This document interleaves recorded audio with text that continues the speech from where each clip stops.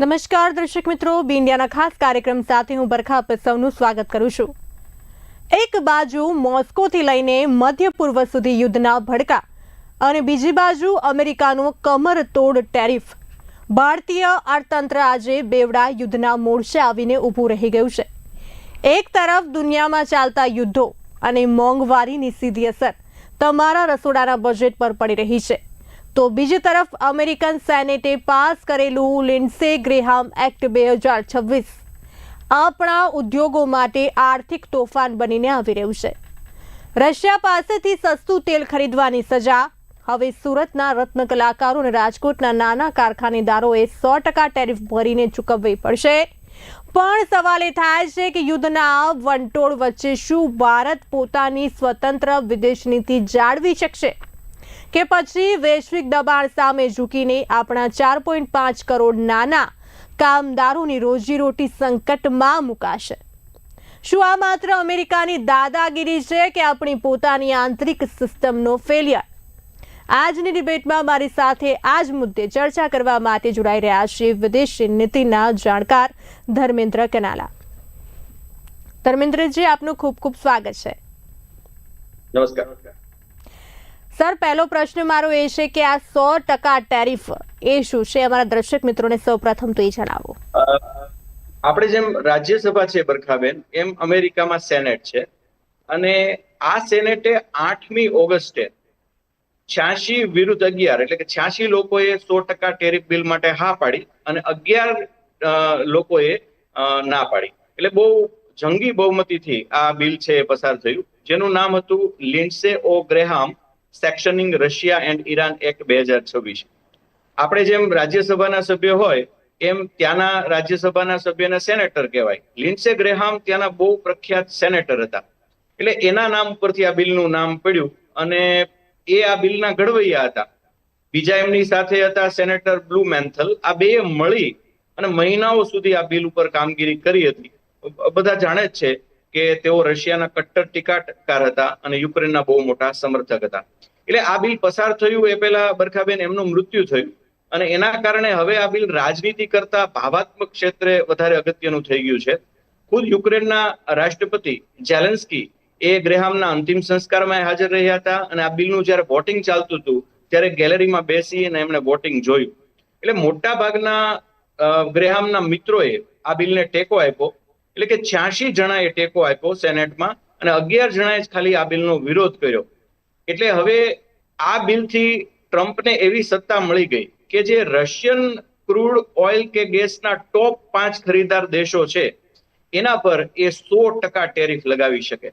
આ ઉપરાંત પુતિન અને રશિયાના ટોચના અધિકારી પર સેકન્ડરી પ્રતિબંધ, એટલે કે સીધું નહીં પણ રશિયા સાથે વેપાર કરતા દેશો પર પ્રતિબંધ લાવી અને રશિયા ઉપર આડકતરી રીતે દબાણ લાવી શકે। તો આવી રીતનો આ 100% ટેરિફનો કાયદો અને બિલ એ પસાર થયું છે।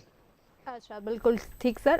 સાથે બીજો પ્રશ્ન એવો છે કે આ જે કાયદો છે એ બની ગયો છે કે આજથી લાગુ થયો છે? નહીં, આ પ્રશ્ન ખૂબ સારો છે અને આપણે સમજવાની ખૂબ જરૂર છે કે કોઈ કાયદો હજી નથી બન્યો। હા, તો હજી સેનેટમાંથી પસાર થયો છે, એટલે કે રાજ્યસભા ત્યાંની ગણો એમાંથી પસાર થયો છે। લોકસભા તો હજી બાકી છે, જેને હાઉસ ઓફ રિપ્રેઝેન્ટેટિવ કહેવાય, એટલે કે અમેરિકાની સંસદનું નીચલું ગૃહ, ત્યાંથી હજી આ જવાનું છે। લગભગ 31મી ઓગસ્ટે એ ફરી બેસશે અને ત્યારે છે એ આ કાયદો બને। ત્યાર પછી તો ટ્રમ્પની સહી આવે। એટલે હાલમાં લટકતી તલવાર જેવી સ્થિતિ છે, પણ સંભાવના મધ્યમથી સારી ગણાય। હું તમને થોડી વાત વિગતે કરું તો જે હાઉસના સ્પીકર છે માઇક જોન્સન, જે રિપબ્લિક ગ્રુપના છે સભ્ય છે, લ્યુઝિયાનાથી છે, એને પહેલેથી આ બિલ માટે સમર્થન આપ્યું છે। હાઉસમાં આમ તમે 16 સંસદ છે એ ગણો તો આ બિલે બધાએ પોતાની રીતે રજૂ કર્યું છે। ટ્રમ્પે પણ એવો સંકેત આપ્યો છે કે આ બિલ છે એ પાસ થઈ જાય। આ બિલમાં એક અંડર સસ્પેશન નામનો વહીવટ એ લાવશે કે જેથી પ્રક્રિયા થોડી ઝડપી બને અને સુધારા વધારાની મંજૂરી બહુ ન મળે અને 2/3 બહુમતી જોઈએ। પણ તકલીફ એ છે કે 31 ઓગસ્ટ સુધી તો સમગ્ર સેનેટ છે એ રજા ઉપર છે। હવે પાનખરમાં આ બિલ જાય એટલે કે સપ્ટેમ્બર ઓક્ટોબર આજુબાજુ આ બિલ છે એ જશે। એ ઉપરાંત ટ્રમ્પની વિરુદ્ધની પાર્ટી છે, જેને આપણે ડેમોક્રેટ પાર્ટી કહીએ છીએ, એણે આટલી બધી સત્તા ટ્રમ્પને ન મળે એ માટેના પ્રયાસો આદર્યા છે. હવે ટ્રમ્પે એવી પણ માંગ કરી છે કે આમાં ઈરાન માટે સ્પેશિયલ ટેરિફ ઉમેરવામાં આવે અને એના માટે બિલ આખું બદલાવવું પડે, તો આ પ્રક્રિયા ખૂબ લાંબી થાય. વળી જેવી બહુમતી ટ્રમ્પને સેનેટમાં છે એવી હાઉસ ઓફ રિપ્રેઝેન્ટેટિવમાં નથી. એટલે બે બાજુ જોઈએ તો સપ્ટેમ્બર ઓક્ટોબર પહેલા તો એ કાયદો બને એવી કોઈ શક્યતા દેખાતી નથી. અચ્છા, બિલકુલ ઠીક સર. જે પ્રમાણે સ્વતંત્ર વિદેશી નીતિ કે આર્થિક હિતની જો આપણે વાત કરીએ સર, તો દબાણ હેઠળ ઝૂકવાને બદલે જે પ્રમાણે રશિયા પાસેથી સસ્તું તેલ ખરીદવું એ આપણા ભારતની સ્વતંત્ર વિદેશી નીતિની તાકાત છે. પણ જો તેના બદલામાં અમેરિકા જે છે 100% ટેરિફ લાદે તો આ સોદો ભારત માટે આર્થિક રીતે ફાયદાકારક રહે કે ઘણા બધા નુકસાન વેઠવાનો વારો આવી શકે સર? એટલે એવું થાય તો આપણે તો નુકસાન વેઠવાનો જ વારો આવે. પહેલા આપણે એ સમજીએ કે ભારત આમાં શું કામ આવે છે. તો ભારત અને ચીન આ બે રશિયા પાસેથી ઉર્જા નિકાસનો લગભગ 70% હિસ્સો ખરીદે છે. જે રશિયાના 5 ટોપ ખરીદદાર દેશ છે એમાં મેં તમને બે તો કહ્યા, ભારત, ચીન. એ ઉપરાંત અઝરબૈજાન, હંગેરી ને સ્લોવેકિયા પણ એમાં આવે છે. આપણે શું કામ રશિયા આગળથી લઈએ માલ? તો આપણને ડિસ્કાઉન્ટ આપે છે. જોકે એ ડિસ્કાઉન્ટ સ્થિર નથી.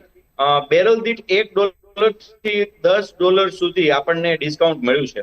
શરૂઆતમાં તો એમ માનો કે યુદ્ધ થયું, રશિયાનું યુદ્ધ થયું અને બધાએ રશિયા સાથેનો વ્યવહાર કટ કર્યો. ત્યાર પછી રશિયાના ખરીદાર જોતા હતા ત્યારે આપણે બહુ સરસ રીતે રશિયા પાસેથી આ સમજપૂર્વક ખરીદારી કરી અને $1 લાખ કરોડ આપણે બચત કરી. પણ પછી 2024-25માં એ પ્રતિ બેરલ $10 થી $3 થી $6 થઈ અને એ ડિસ્કાઉન્ટ ઘટ્યું છે. જાન્યુઆરી 2026માં વળી પાછું $10 પ્રતિ બેરલ થયું હતું. પછી ઈરાન યુદ્ધના કારણે એ લગભગ ખતમ થયું ને આપણને મોંઘું પણ પડ્યું હતું. એટલે હાલમાં તમે જોવા જાવ ને તો $2 થી $3 કે $1 થી $2 પર બેરલ આપણને ડિસ્કાઉન્ટ છે એ મળે છે. એ વધશે એવી શક્યતા છે, પણ અત્યારે આપણે રશિયા ઉપર જ નિર્ભર રહીએ એવું જરૂરી નથી. પણ હાલમાં આપણને ડિસ્કાઉન્ટ મળે છે એટલે ભારત આમાં આવે છે. આ કાયદા પ્રમાણે જે રશિયા પાસેથી ખરીદે છે એ 5 દેશ ઉપર 100% ટેરિફ લગાવવાની વાત છે. અચ્છા, બિલકુલ ઠીક. તો આ તો થઈ ભારત આમાં આવે છે કાયદામાં એની વાત, પરંતુ શું ભારત આનાથી બચી શકે છે?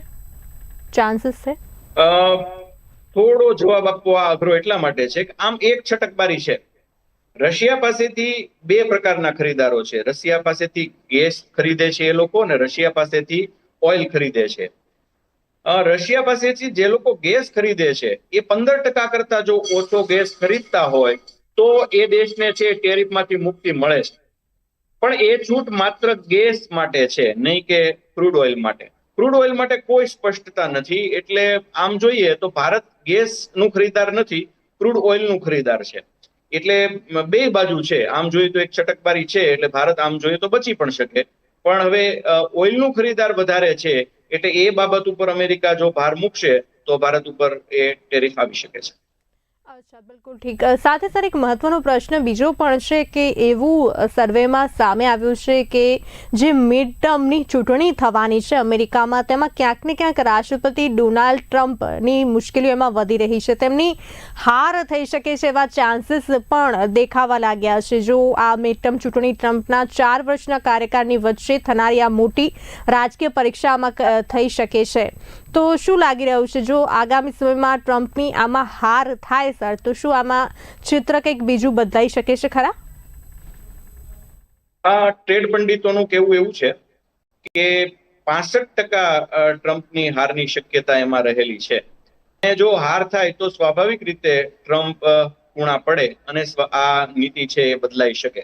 આમ પણ આ બિલ છે ને એ સંપૂર્ણપણે ટ્રમ્પને વિવેકાધીન છે. એટલે કાયદો ભલે એને સત્તા આપે, પણ એનો ઉપયોગ કરવો કે ન કરવો એ સંપૂર્ણપણે આ બિલ દ્વારા ટ્રમ્પના નિર્ણય પર છોડાયેલું છે. એટલે ભારત અને અમેરિકાના સંબંધ ન બગડે, પોતાની રાજકીય કારકિર્દી ખતમ ન થાય, આ બધા માટે, જેને આપણે જીઓ પોલિટિક્સ કહીએ છીએ, એટલે આંતરરાષ્ટ્રીય રાજકારણ કે દેશો વચ્ચેના જે વ્યૂહાત્મક સંબંધો હોય, આ બધું જ અંતે તો ભાગ ભજવવાનું છે. એટલે તમે કહો છો એ વસ્તુ પણ ભાગ ભજવે. જો એવું બને તો એ ચોક્કસપણે ઢીલા પડે. અને ટ્રમ્પ વિશે આ બાબત તો આપણે સૌ જાણીએ છીએ કે અભિ બોલા અભિ ફોક એ એમનો રાજનીતિનો જ એક ભાગ છે. તો અત્યારની આપણે વાત કરીએ તો અત્યારે આપણા ભારત પર કેટલા ટકા એટલે કેટલો ટેરિફ છે, 10 કે 50%? હા, આ પ્રશ્ન બહુ સરસ છે. આમ તો ઓગસ્ટ 2025માં આ ટેરિફ 50% સુધી પહોંચી ગયો હતો. એક શબ્દ છે રેસિપ્રોકલ ટેરિફ, એટલે કે બરાબરીયું ટેરિફ.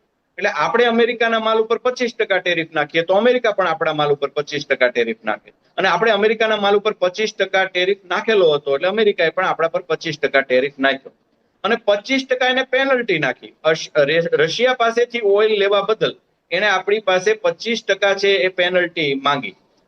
પણ આપણે આ કાયદાનો વિરોધ કર્યો અને ફેબ્રુઆરી 2026માં અમેરિકાની સુપ્રીમ કોર્ટે જૂનો જે IEEPA international emergency economic power act, એક બહુ જૂનો કાયદો છે જેના આધારે જ ટ્રમ્પે આપણા પર 50% ટેરિફ લગાવ્યા હતા, એને સુપ્રીમ કોર્ટે ગેરકાયદેસર આ કાયદાને ઠેરવ્યો.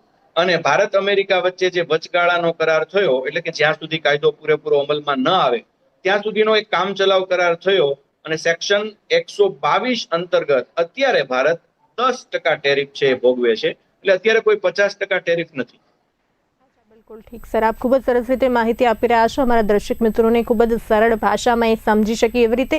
સર, બીજો સવાલ એ છે કે આપણે ભારત આમાંથી બચી શકે એના થોડા ઘણા ચાન્સીસ છે, પરંતુ આમાંથી ભારતને થોડી ઘણી અમુક શરતે એટલે કે 15% છૂટની શરત ભારતને લાગુ પડી શકે છે ખરી, કે એ કોણ એવું નક્કી કરી શકશે? આમ તો છે ને, મેં તમને કહ્યું એમ આ વિવેકાધીન વસ્તુ છે. એટલે બિલ એવી સંપૂર્ણ સત્તા ટ્રમ્પને આપે છે કે ટ્રમ્પે જ નક્કી કરવાનું રહે કે એમને આ બિલ પસાર કરવું છે કે નહીં, 100% ટેરિફ લાવવો છે કે નહીં. પણ જો કે એને આવું સંપૂર્ણ નક્કી કરતી વખતે ઘણા બધા પાસા ધ્યાનમાં રાખવાના હોય, અને મેં તમને કીધું એમાં જીઓ પોલિટિકલ રિલેશનશિપ તો આવવાની જ છે. એટલે આ બધી બાબત છે એમને ધ્યાનમાં રાખવી પડે. બિલકુલ ઠીક. સાથે અત્યારે એવા સમાચાર સામે આવ્યા હતા કે વડાપ્રધાન નરેન્દ્ર મોદી દ્વારા સર અમેરિકાના ઉપરાષ્ટ્રપતિ સાથે પણ વાતચીત કરવામાં આવી હતી. જી, વાતચીત થઈ છે. આમ પણ 10% થી સીધું 100% પર જવું એ કોઈ રીતે વ્યવહારિક બાબત છે જ નહીં. આમ જોઈએ તો આ ટ્રેડ બંધ કરવા જેવું જ ગણાય. અમેરિકામાં જે વિરુદ્ધ પાર્ટી છે, જેને આપણે ડેમોક્રેટિક પાર્ટી કહીએ છીએ, એને તો એમ કહ્યું કે આ સ્લેજ હેમર છે, એટલે કે આ ઘણ જેવો કાયદો છે, જેના કારણે છે અમેરિકાને પણ એ ભારે પડશે અને ભારતને પણ ભારે પડશે. એટલે આ સંબંધ બગાડવાની વાત છે. આ બિલકુલ વ્યવહારુ નથી. માત્ર રશિયા ઉપર દબાણ લેવા માટે લેવાયેલું પગલું છે, અને રાજકીય રીતે અને આર્થિક રીતે બંને દેશ માટે જોખમી છે. અને હજી વાતચીત શરૂ જ છે. આપણે સંપૂર્ણપણે ટ્રેડ ડીલ થઈ નથી. અચ્છા, બિલકુલ ઠીક. એટલે કે આને વ્યવહારુ ના ગણી શકાય. જે ટેરિફ જે છે 10% સીધે ને સીધું 100% પહોંચી જાય તો ખૂબ જ મોટા બદલાવ પણ આવવાની શક્યતા જોવા પડી શકે છે. સાથે આપણા અર્થતંત્ર પર પણ ખૂબ જ અસર પડી શકે છે આ ટેરિફને લઈને. સર, સાથે બીજો સવાલ છે કે જે પ્રમાણે જો ટેરિફ લાગુ થઈ જાય તો ભારતના કયા સેક્ટર પર સૌથી વધુ અસર પડવાની શક્યતા છે, સૌથી વધુ અસર દેખાય છે? બધા જ સેક્ટર ઉપર અસર તો પડે છે, કારણ કે આખું બજાર જ અફરાતફરી મચી જાય ત્યારે બધા સેક્ટર પર થોડા ઘણા અંશે તો અસર પડે. પણ જે મુખ્ય 4 સેક્ટર છે, એક ટેક્સટાઇલ ગાર્મેન્ટ, બીજું જેમ્સ જ્વેલરી, જેના ઉપર આપણું આખું સુરત ટેક્યું છે, ફાર્માસ્યુટિકલ અને એન્જિનિયરિંગ ગુડ્સ, આ 4 ઉપર છે એ ખૂબ અસર પડે. પેટન્ટ દવા જે છે એના ઉપર અમેરિકાનો એકાધિકાર ચાલુ જ છે, એટલે કે 100% સરચાર્જ લાગે છે. જેનરિક દવાઓ જે આનાથી મુક્ત છે એના પર પણ અસર પડવાની પૂરેપૂરી સંભાવના છે. એટલે ભારતને 4 સેક્ટરમાં બહુ મોટો ફટકો પડી શકે, જેમાં મેં તમને કહ્યું એમ ફાર્માસ્યુટિકલ છે, જ્વેલરી ઉદ્યોગ છે, ખાસ કરીને સુરત, જેના ઉપર આપણું ઘણું આર્થિક તંત્ર ગુજરાતનું અને દેશનું નિર્ભર છે, તો એના ઉપર અસર થવાની બહુ મોટી સંભાવના છે. અચ્છા, બિલકુલ ઠીક સર. બીજા પાસાની એક વાત કરીએ, એમાં જે પ્રમાણે ટ્રમ્પ અને ચીનના પ્રમુખ જે છે શી જિનપિંગની મુલાકાતો અને રશિયા ચીન દોસ્તી વચ્ચે શું અમેરિકા ખરેખર આમાં ભારત પર 100% ટેરિફ લાદવાનું જોખમ લેશે ખરી, કે આ માત્ર ટેબલ પર દબાણ લાવવાનો એક દાવ પણ હોઈ શકે ટ્રમ્પનો? છેલ્લા 2 વર્ષથી જે પ્રકારનો માહોલ છે એમાં ભારત અમેરિકાના સંબંધ અને અમેરિકાના અન્ય દેશો સાથે સંબંધ જોઈએ તો મને લાગે છે કે આ ટેબલ પરનું દબાણ જ છે. આવું કરવું અમેરિકાને કોઈ પણ સંજોગોમાં પોસાય નહીં, આવું કરવું કોઈ પણ દેશને પોસાય નહીં, અને એટલા માટે ટેબલ પરનું દબાણ જ રહેશે. કારણ કે નહીં તો ધંધા ઉદ્યોગ ખતમ થઈ જાય બંને દેશના. અને એ કોઈ દેશને પાલવે એમ નથી, અમેરિકાને પણ પાલવે એમ નથી. હાલમાં અમેરિકા યુદ્ધમાં કેટલું ગુમાવ્યું છે એ પોતે જ જાણે છે, અને એટલા માટે એ હવે વેપારના બાબતમાં આવું યુદ્ધ, આ વેપાર યુદ્ધ જ કહેવાય, આવું યુદ્ધ કરવું એમને પોસાય એમ નથી.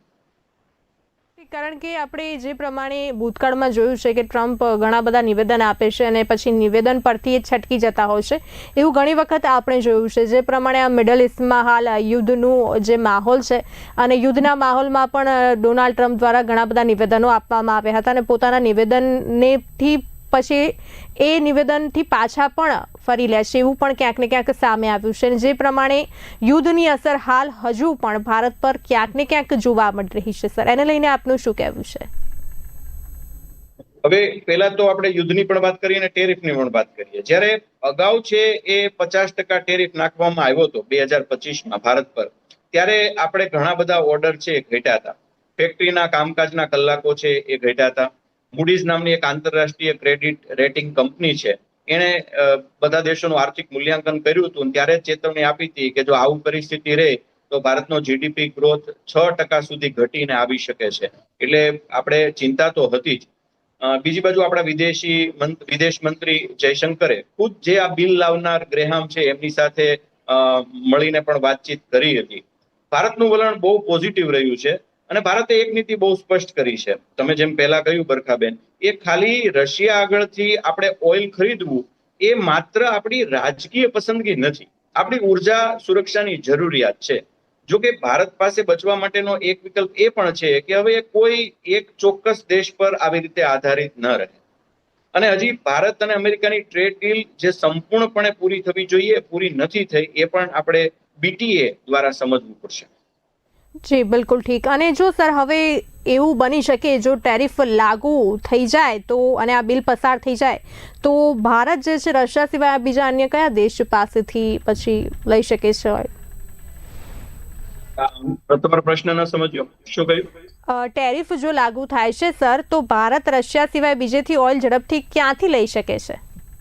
ગલ્ફના દેશો પાસેથી ભારત અત્યારે કરાર કરી જ રહ્યું છે. ભારતે જે FTA કરાર કર્યા, ફ્રી ટ્રેડ ડીલ, જે યુરોપિયન યુનિયન સાથે, એટલે કે 27 દેશો સાથે હમણાં ભારતે જે કરાર કર્યો એ સંપૂર્ણ કરમુક્ત છે. એટલે ભારત છે એ બીજા દેશો તરફ વળી રહ્યું છે, અને ક્યાંક ને ક્યાંક આ કારણે જ અમેરિકાના પેટમાં તેલ રેડાઈ રહ્યું છે.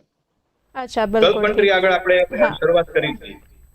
એટલે કે શરૂઆત થઈ ગઈ છે કે આપણે અન્ય બીજા સોર્સ પણ ઢૂંઢી લીધા છે કે જો અમેરિકા 100% ટેરિફ લાગે તો આપણને આગામી સમયમાં કોઈ મુશ્કેલી ના સર્જાય. બીજા આપણે ભૂતકાળની વાત કરીશું કે જે પ્રમાણે અગાઉ સુરતના હીરા ઉદ્યોગ પર 50% ટેરિફ વખતે શું અસર થઈ હતી, એને લઈને પણ 50% ટેરિફ જ્યારે આવ્યો ત્યારે સુરતના નાના કારખાનાઓ ખૂબ બંધ થયા હતા, નાના કારખાનેદાર ઉપર અસર થઈ હતી. આ હીરા ઉદ્યોગને 25% અસર થઈ હતી. એટલે મતલબ સુરતમાં માની લો કે 100 હીરા ઘસાતા હોય તો એના બદલે 75 હીરા જ ઘસાવા લાગ્યા હતા. એટલે એક ઉદ્યોગમાં જો આટલી બધી તકલીફ થતી હોય તો બાકીના ઉદ્યોગોમાં, એક સિટીમાં, હું તો સુરતની જ વાત કરું છું, એક ઉદ્યોગના એક સિટીમાં જો આટલી તકલીફ પડી હોય તો બાકીના સિટીમાં તો કેટલી બધી તકલીફ પડી હોય. એટલે આપણે એ બાબત બિલકુલ સમજવાની જરૂર છે કે જો 100% ટેરિફ લાગે તો ભારતને ખૂબ જ નુકસાન છે એ થઈ શકે. અચ્છા, બિલકુલ ઠીક સર.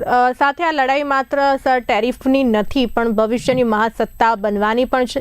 ભારતે ગ્લોબલ કાયદાઓનો ભોગ બનતા રહેવું પડશે આગામી સમયમાં, કે પછી પોતાની શરતો પર વેપાર કરતી આત્મનિર્ભર મહાસત્તા બનવા માટે કોઈ નક્કર વ્યૂહરચના પણ ઘડવી પડશે? શું લાગી રહ્યું છે સર? બિલકુલ. ભારતે છે એ અન્ય દેશો સાથે પોતાના કરાર છે એ શરૂ રાખવા જ પડશે. ભારતે હવે BTA ને બદલે FTA માં બધું આગળ વધવું પડશે, કારણ કે BTA એટલે બાયલિંગ્યુઅલ, એટલે ટૂંકમાં એના અમેરિકા સાથેના કરાર, 1 to 1 કરાર જેને કહીએ છીએ કોઈ દેશ સાથે, એને BTA કહેવાય છે.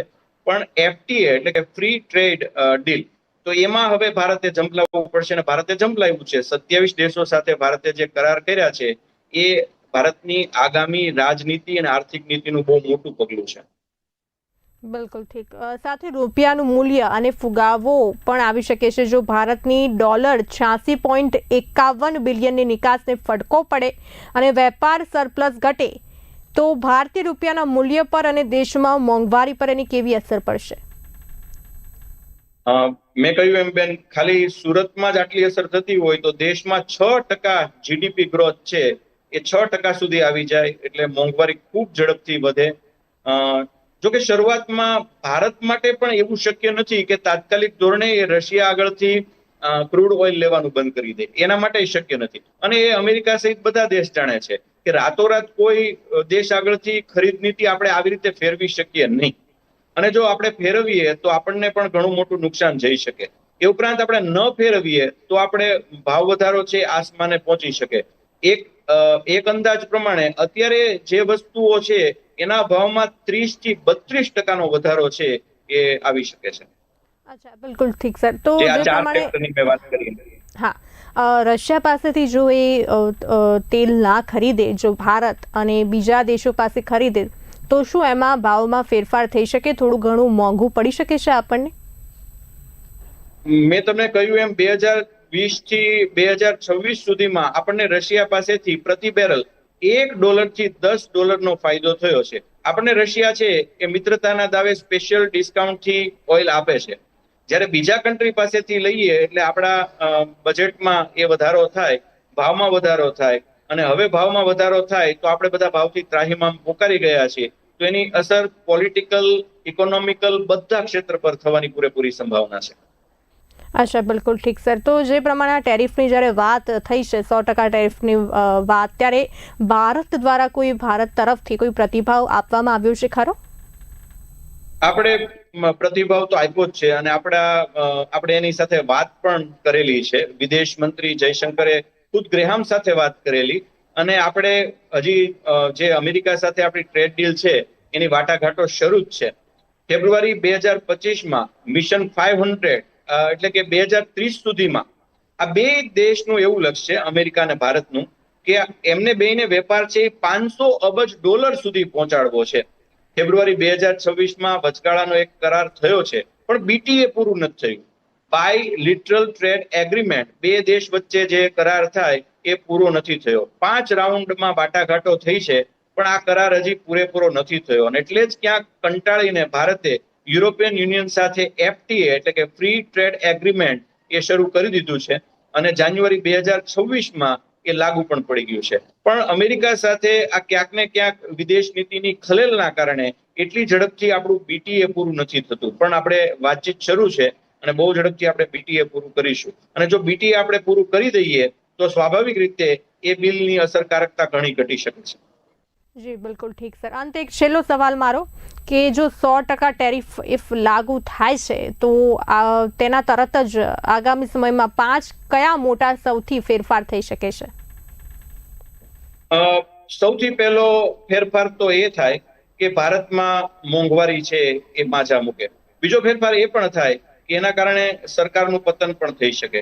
ત્રીજો ફેરફાર એ થાય કે અમેરિકા સાથેની સંબંધમાં આપણે કાયમ માટે છે એ કડવાશ આવી જાય.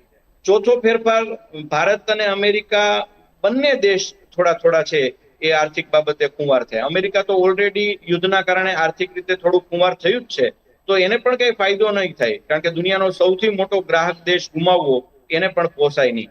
અને પાંચમું, આપણી જીડીપી ઉપર જે અસર થાય એ જીડીપી નો ગ્રોથ 6% સુધી આવી શકે. આ 5 મોટા ફેરફાર આપણને જોવા મળી શકે છે. જી બિલકુલ ઠીક સર. આજે આપ મારી ચર્ચામાં જોડાયા અને ખૂબ જ સરસ રીતે આ વિષય પર માહિતી આપી અમારા દર્શક મિત્રોને, એ બદલ આપનો ખૂબ ખૂબ આભાર. બરખાબેન, આપનો પણ ખૂબ ખૂબ આભાર. તો દર્શક મિત્રો, અંતમાં મુદ્દો સાવ સ્પષ્ટ છે કે વૈશ્વિક યુદ્ધો અને અમેરિકાના ટેરિફનો આ ફટકો ભારત માટે એક મોટો વળાંક છે. આપણે રશિયા પાસેથી સસ્તું તેલ ખરીદીને દેશનો રૂપિયો બચાવીએ, અને બીજી તરફ આપણા જ નિકાસકારો અમેરિકન ટેરિફનો ભોગ બનીને બરબાદ થાય. આ બેલેન્સ શીટ લાંબો સમય નહીં ચાલે. વોશિંગ્ટનની દાદાગીરી ચોક્કસ અન્યાયી છે.